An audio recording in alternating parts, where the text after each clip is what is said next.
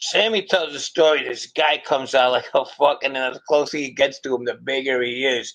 Huge. And he grabs him by the head and he kisses him in the head, And he goes, "Thanks, man. You just, I needed a little air and all."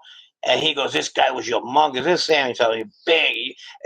I mean, this guy, you could tell he could tear people's heads off with one shot, whatever.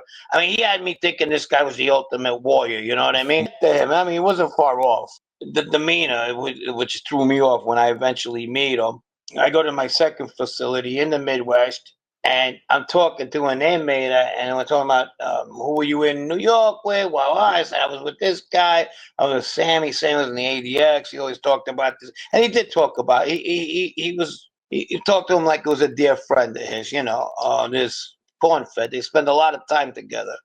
They would play chess. They would hang out, whatever. So the guy goes, "Well, he's here." I go, "Oh, Cornfed, the myth, the legend." He goes, "Yeah, he's downstairs."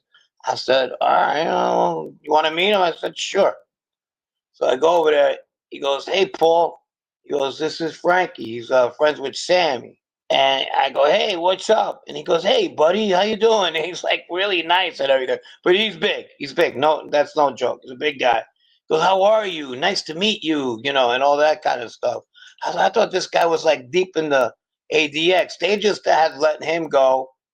He was probably in the Midwest for probably about 3 months, and that was part of his deal. When he flipped, they told him they'd put him in a better place and working on his case, like as far as letting him go. He had a state case, and California and the feds at one time they didn't agree to disagree, if you will. So he was there on a life sentence, which is you get that sometimes in some of these units, just to be in a better atmosphere. You know what I mean? He liked to paint, and he couldn't do that like he could at this place we were in. And he used the exercise yard, and he was a very big guy, but a nice guy. But the history behind him, I would later learn. And he wouldn't really talk about. He wasn't a bolsterous type. He was a nice guy. Good morning. He had like this new lease of life. He'd have his cup of coffee. He'd go by the yard where we're at, and he would start to paint and whatever. But people did know that when you're around people like this, that you got to watch out, because you're going home one day and they're not.